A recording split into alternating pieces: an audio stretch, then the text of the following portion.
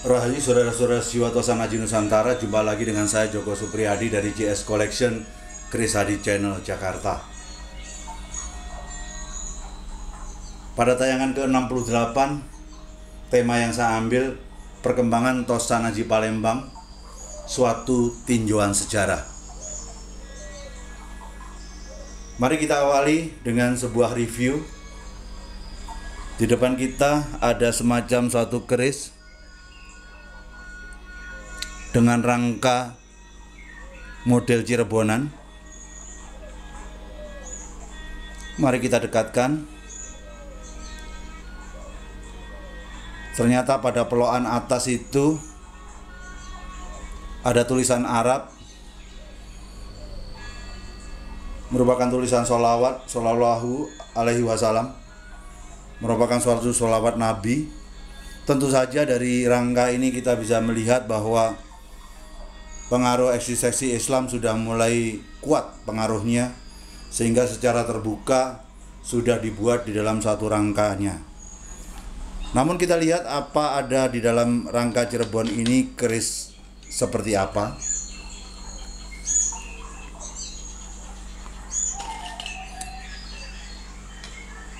Ternyata di dalamnya adalah keris Lok 9 tanpa tikel alis, tidak ada sogokan. Kembang kacangnya khas, nempel pada gandhi. Dalam buku dapur kita coba sebut ini adalah dapur Sempono. Ketika kembang kacang menempel pada gandhi, orang menambahkan kata-kata bungkem, yaitu dapur Sempono Bungkem. Panjangnya tidak terlalu panjang, 31,1 cm. Pamornya dari bawah sampai dengan atas full pamor semua. Di dalam pemahaman pamor ini kita sebut dengan pamor pedaringan kebak.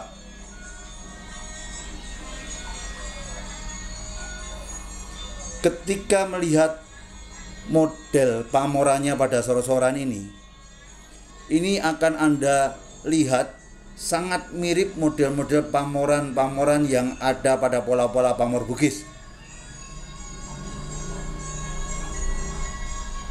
Namun dia secara pesi tidak besar, ukurannya sedang, dan pesinya ada di tengah saat ini. Untuk itulah secara tangguh, saya tangguh ini adalah keris Sumateraan, lebih tepatnya adalah keris Palembang. Lebih tepatnya lagi saya tangguh Palembang awal. Kenapa saya katakan Palembang awal? Karena dia posisi pesi masih berada di tengah, masih kuat pengaruhnya Jawa. Walaupun yang terakhir kita mulai memahami keris-keris Melayu cenderung pesinya maju ke depan, sehingga lebih condong di depan. Dari satu keris ini kita bisa melakukan sesuatu proses kajian. Kerisnya ini keris kecil, pesinya di tengah, seolah-olah pengaruh Jawa, khususnya Mojopahit, ada pada keris ini.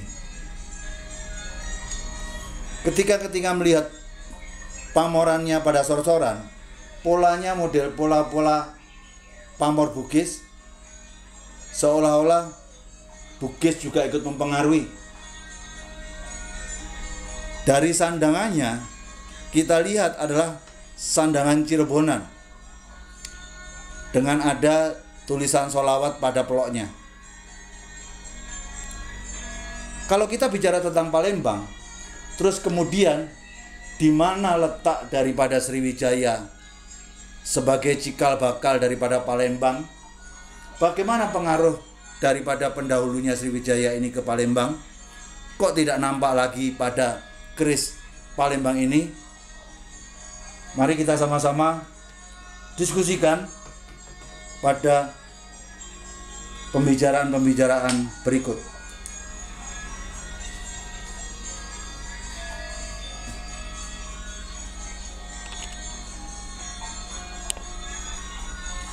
kita santai saja.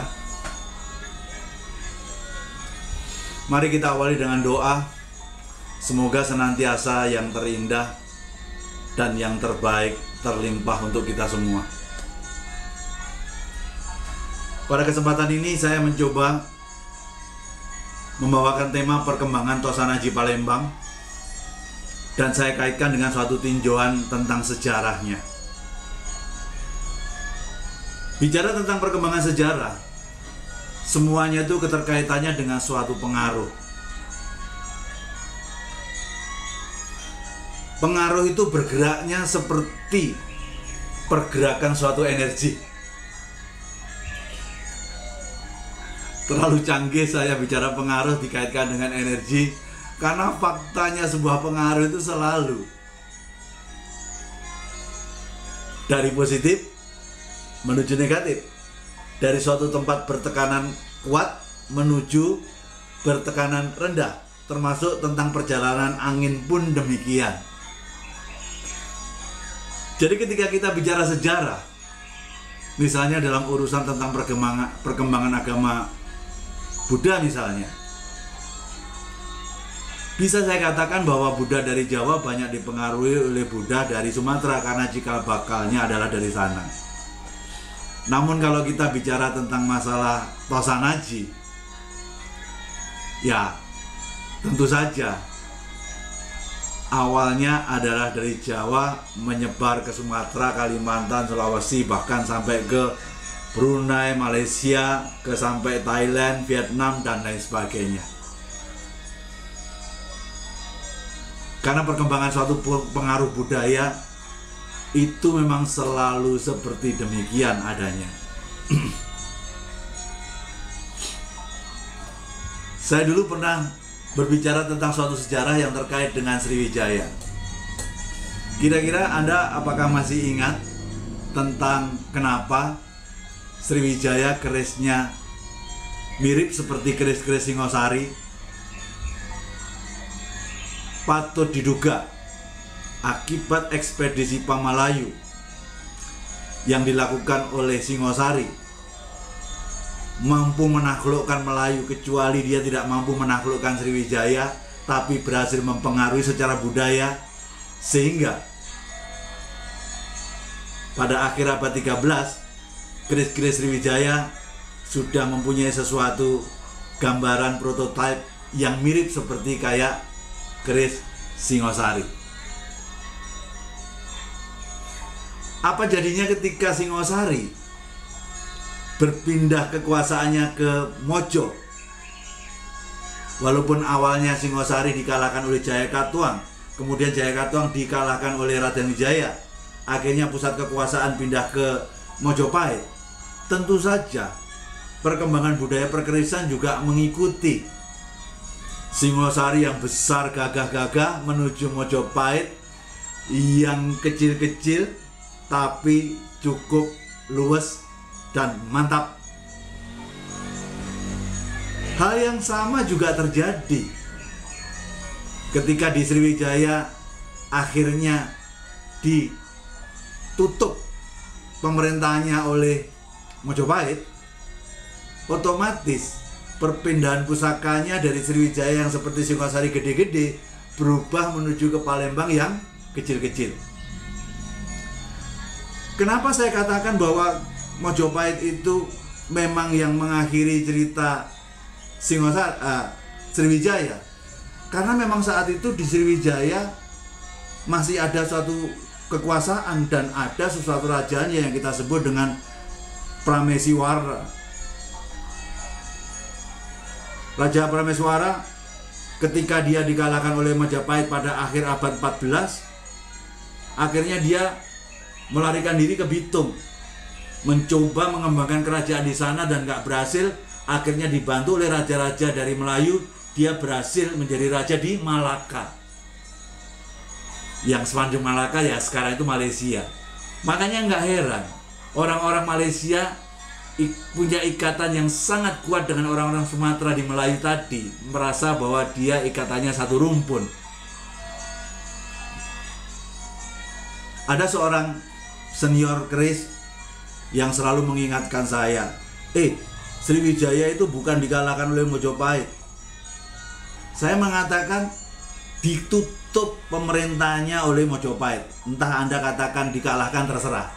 Saya tahu bahwa sebenarnya yang mengalahkan kejayaan Sriwijaya, mengalahkan kejayaan ya, yaitu kita sebut dengan Raja Rajendra Chola dari kerajaan Cholamandala. Itu pada tahun 1023. Namun saat itu kerajaan Cholamandala itu hanya menghancurkan kejayaan Sriwijaya aja akibat persaingan tentang usaha pengaruh kekuasaan maritim, tapi tidak menutup kerajaan Sriwijayanya, sehingga Sriwijaya sudah tidak lagi menjadi suatu kerajaan besar, ya hanya sekedar kerajaan yang nggak terlalu besar tapi masih cukup kuat. Baru akhir abad 14 Mojopahit mengakhiri cerita yang akhirnya merubah Sriwijaya menjadi Palembang. Jadi kembali lagi ke topik, siapa yang mengalahkan kejayaan Sriwijaya? Kerajaan Cholamandala. Siapa yang mengakhiri pemerintahan Sriwijaya? Mojopahit. Jelas sudah ceritanya. Jadi akhirnya ketika Singosari pindah ke Mojopahit dari keris besar menuju kecil, dari Sriwijaya setelah itu dipegang Mojopahit, ya kerisnya jadi kecil-kecil. Dan dia punya pesi masih ada di tengah, pengaruh Jawanya masih kuat. Walaupun terakhir-terakhir kita melihat keris-keris Melayu punya pesi agak maju ke depan sini. Ya semuanya ingin menunjukkan suatu eksistensi dirinya. Jadi Melayu pun juga mengalami sesuatu perkembangan. Setelah Mojopahit berkuasa atas Sriwijaya merubah menjadi Palembang, Mojopahit intinya yang ada di Jawa akhirnya terdesak oleh perkembangan agama Islam. Saat itu Palembang pun sudah tidak ada pengaruhnya dari Mojopahit. Pengaruh daripada agama Islam menjadi sangat kuat dan dominan di sana, termasuk akhirnya merubah besinya, yang terkait dengan adanya suatu tangguh akhirnya berubah menjadi nama Palembang Darussalam misalnya, termasuk adanya semacam suatu masukan daripada pengaruh-pengaruh Cirebon untuk membantu Palembang dalam mengembangkan Tosan Ajinya dengan rangka-rangka yang ada yang kita sebut dengan unsur lafadz-lafadz tulisan Arabnya. Jadi itulah sekilas tentang masalah gambaran sejarah, dan saya nggak mau lanjut terlalu jauh karena hari ini kita bicara tentang keris Sempono Bungkem, Petaringan Kebak, Tangguh Palembang awal. Karena kalau Palembang Darussalam sudah agak ke sini, dia maju ke depan besinya. Mungkin saat saya review tadi kerisnya nggak terlalu jelas. Saya sudah sampaikan, saya sudah lengkapi dengan website JS Collection. Silahkan berkunjung ke jscollectionkrisadi.com. Ketik di pencarian, tulis angka 4457. Itu nomor kerisnya. Anda akan ketemu detail daripada keris ini. Mari kita simpulkan pada titik filosofinya. Kalau kita bicara tentang Sempono Bungkem, ada suatu pandangan bahwa Sempono Bungkem itu ketika kembang kacangnya itu menyentuh pada gandik seperti ini filosofi keris ini bisa membungkam lawan bicara kita. Tak heran bahwa keris ini dicari oleh banyak para pengacara, para negosiator, politisi, bahkan seorang sales yang tugasnya untuk meyakinkan kepada orang dia membutuhkan pusaka Sempono Bungkem ini. Namun ada pandangan yang kedua.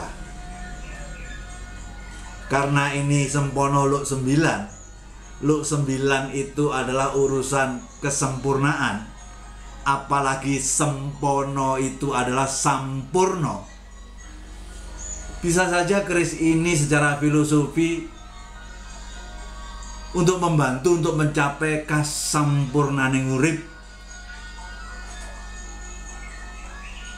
Dan pendaringan kebak tentunya itu lebih bertujuan untuk kesejahteraan dan kemakmuran.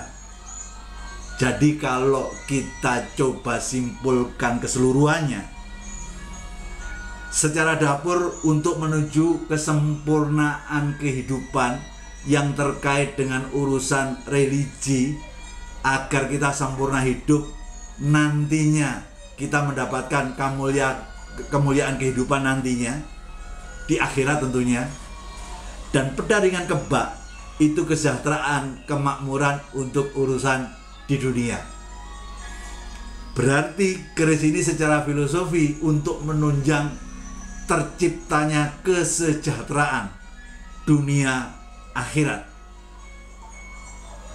Banyak orang mengatakan istilah keren, damai di langit, sejahtera di bumi. Inilah keris sempono bungkem pamor pendaringan kebak.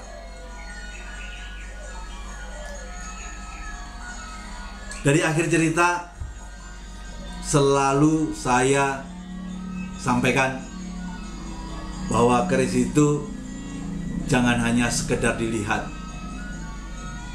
Lebih dalam silahkan baca maknanya. Dan keris itu jangan hanya sekedar dianalisa, namun silahkan dirasa. Jadi inilah pembabaran yang bisa saya sampaikan pada kesempatan ini tentang perkembangan daripada Tosanaji Palembang, sehingga kita melihatnya menjadi clear kenapa begitu, kenapa begini. Dan pernah saya katakan di sebelumnya adalah kenapa di perkerisan itu kita harus belajar tentang sejarah. Ternyata ketika Anda paham sejarah itu akan mempercepat proses belajar Tosanajinya. Namun tetap pada titik ini saya bukan seorang ahli Tosanaji, saya hanya seorang pemerhati Tosanaji saja, dan saya tidak mampu untuk mengedukasi Anda. Saya hanya sharing tentang apa yang saya lihat dan saya rasa dan saya analisa untuk saya kemukakan pada sharing kesempatan ini. Demikian perjumpaan kita kali ini, semoga bermanfaat. Kalaupun ada yang tidak sesuai, tinggalkan. Yang bagus silahkan dipakai. Demikian saja. Rahayu, Rahayu, Rahayu Sagung Dumadi. Nuwun.